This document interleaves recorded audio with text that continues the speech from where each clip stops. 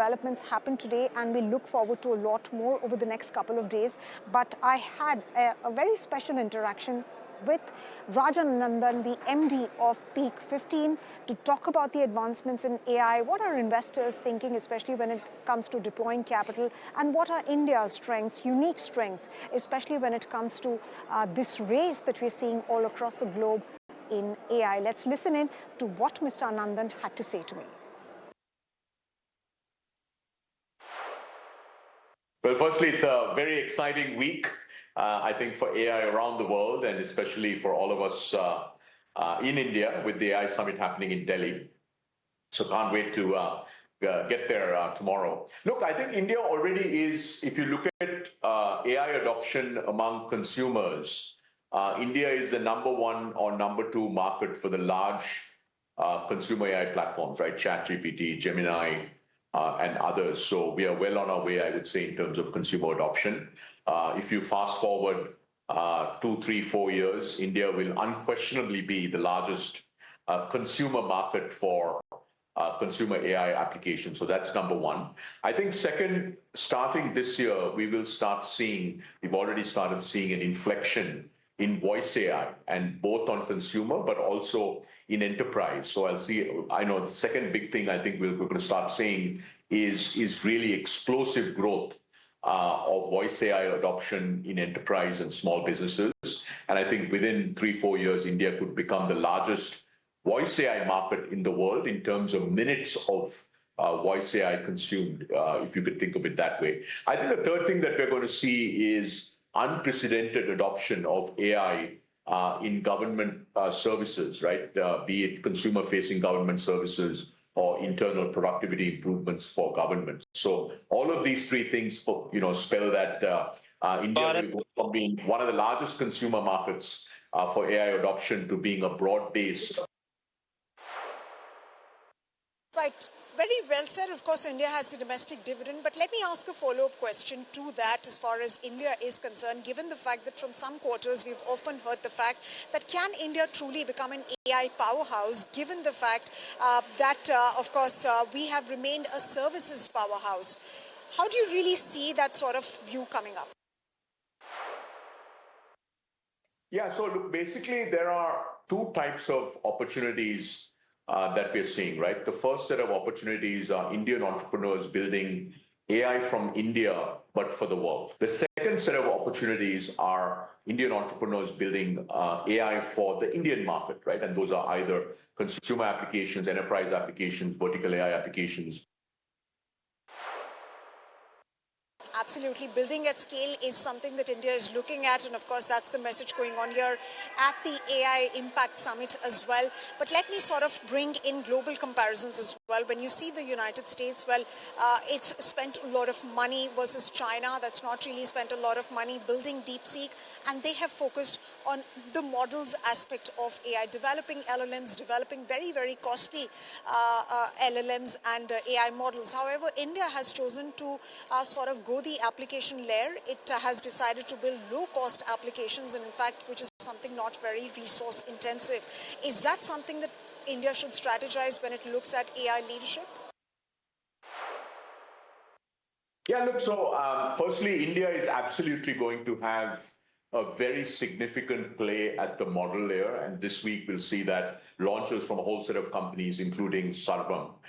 I think what you will see with Indian AI innovators is they will focus on uplifting the lives of 1.4 billion Indians, right? If you think about it, the US is very, very focused on AGI.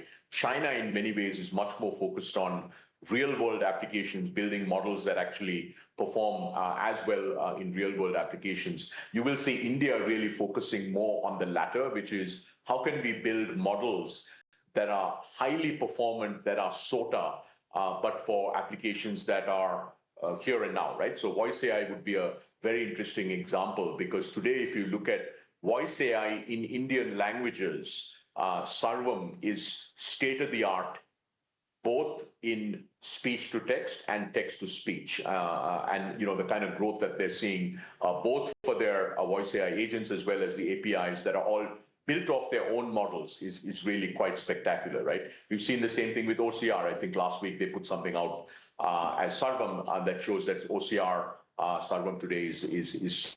So what you will see in, I would say, models that range from, let's say, 2 or 3 billion parameters to about 100 billion parameters that are Indic languages. Indian companies are going to build models that are truly SOTA. And we believe that Indian AI will be won by Indian companies. And I think that's I know that's a pretty audacious goal to have and a pretty audacious thing to sing. But this week, hopefully, you will see the beginnings of what Indian model companies will do. But you're absolutely right that in many ways, the US is certainly focused on trillion parameter models going to 5 trillion. China started off with, call it the 3 to 5 to 100 billion parameter models. They've gotten up to about 500 billion parameter models, and now a few that are over a trillion parameter models. India is going to initially win sort of the, call it the 2 to 3 billion to 100 billion parameter models, as well as the on-device and edge models, and then over time we'll continue to scale up their models. Look, India is very much in the model race already, and I think this week the world will see what Indian innovators have done when it comes to models, and also how performant they are, as well as how extraordinarily low cost they are, and especially relevant for Indian applications. That's right, Rajan. You've multiple times spoken about the fact that, amongst our many asymmetric advantages that we've gotten, it is also our domestic dividend. It is also our ability to build at scale and, of course, talent. But if I were to ask you, what are some of the challenges that India should perhaps bear in mind, and where do you think the government of India and, of course, the overall tech ecosystem should place its focus on? Look, I think the two constraints that we have to develop sort of, let's call it the indigenous, the sovereign AI stack, right? India absolutely needs to develop the sovereign AI stack. I think the two constraints we have, one is compute, which the India AI mission has been working hard to solve. Today, I think the India AI mission has committed to have 34,000 GPUs. We think about 15 to maybe 20,000 of them are live. That's the first thing, right, is compute. Realistically, India needs 1 million GPUs to actually build our own models to do inference at scale for 1 billion Indians. And so it's great that we've got a good start, but we've got a ways to go. The second is really AI research talent, right? If you look at top tier AI research talent, both the US and China have about 3,000 absolute top tier AI researchers today. Each of them has about 3,000. The UK, interestingly, has 2,300 of them. And as best as we can tell, India has only a few hundred, call it maybe 200 or 300 of these researchers. So the second thing we need to do is we need to 10x the AI, top tier AI research talent that we have. And I'd say the last one is capital. India is now beginning to actually invest capital into AI companies, but across the stack, right, from chips to model layer to tooling to applications, India needs to 100x, increase by 100x the capital that we have available to invest in our AI ecosystem. So I'd say those are the three things: compute, top tier AI research talent, and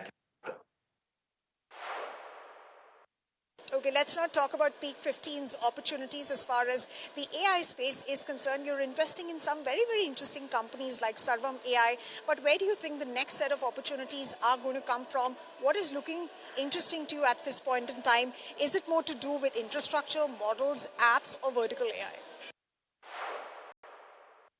Yeah, look, so basically as a firm, as per Peak 15, we have made over 80 AI investments already. And our investments cut across the AI stack, right? The application stack, at the application stack, consumer AI companies, vertical AI companies, enterprise AI companies, at the model and infrastructure layer, in the tooling layer, as well as at the chip layer. In fact, today we announced an investment in a very exciting company called C2I that's actually in the power, it's a semiconductor company in the power space. 2 weeks ago, we announced an investment in a company called Agrani that's going to build GPUs. So we are active across the stack. I think if you look at Indian innovation, we think we are in day zero or day one of AI innovation when it comes to Indian innovators. Already, by the way, India has more consumer AI startups native AI consumer startups than the US. So clearly in consumer, we're going to lead the world. We're going to lead the way when it comes to innovation in consumer AI, right? When it comes to vertical AI and enterprise AI, most of our startups so far have been very focused on building for the world from India, so across healthcare, across banking, across insurance, and so on. But now we are beginning to see very interesting companies focused on addressing the Indian enterprise opportunity first, the Indian vertical AI opportunity first. Same thing with tooling. And at the model layer, as you know, the India AI mission has so far funded 12 companies. I think 11 are companies, and we have Bharat Jain from IIT Bombay who are focused on the model layer. We've been very fortunate to be investors in several of these companies, including Sarvam, which everybody knows about, as well as Avatar, which you'll all hear about over the next couple of days. But we are going to continue to be active across the stack because we fundamentally believe that India's moment for AI has come. We're seeing accelerating innovation across all parts of the AI stack, from applications to toolings to model layer, as well as the chip layer. And today, I think this is not one of our companies, but today I think India had the first $1 billion investment, both equity and debt, announced into a neo cloud company, which we think is super, super exciting. All right, time now for us to move on to a final question.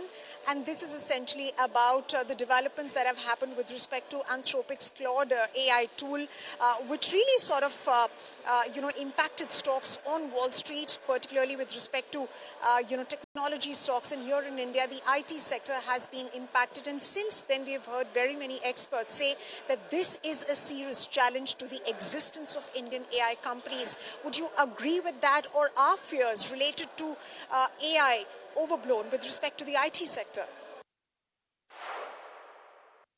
Look, I think the IT services industry, much like we've seen them transition, from the mainframe era to the desktop era to the mobile era to the cloud era, each of these transitions, I think our IT services industry has transitioned very well into. I do think in the near term, look, the IT services industry has an enormous opportunity to leverage all these technologies to make them a lot more productive. Because the reality is, if 50% of your new code can be written by software, or maybe that goes to 80% of your new code can be software code can be written by software, you can drive significant improvements in productivity. But I do think the opportunity set for our IT services industry is pretty enormous, right? Because what's going to happen is every single enterprise, large, medium, and small, is going to leverage AI to transform themselves. I think to assume that all of them are going to be able to vibe code themselves you can't really vibe code an enterprise, right, to an entirely new level of productivity or breakthrough revenue performance, in a very large enterprise, because a lot of these large enterprises are like civilizations. You've got decades of legacy code that has been written. You've got hundreds of business units, hundreds of thousands of employees, and to transform an enterprise with AI takes a huge amount of effort. And I think our IT services companies are very well positioned to do that because, they have these deep relationships. They understand these enterprises. They actually understand context better than anybody else. Now, the question really is how many of them will build those new set of capabilities to make the transition? And much like with every transition, I think what we'll see is there will be a certain set of companies that will build this new muscle, will build deep capabilities in AI and make that transition, and there'll be some that won't, right? And but look, I've always been very optimistic about the Indian IT services industry, and there's no reason to believe that the AI revolution, which is 10x bigger than every other technology shift that we've seen, wouldn't provide an enormous opportunity for the best of these companies to kind of get to the next level.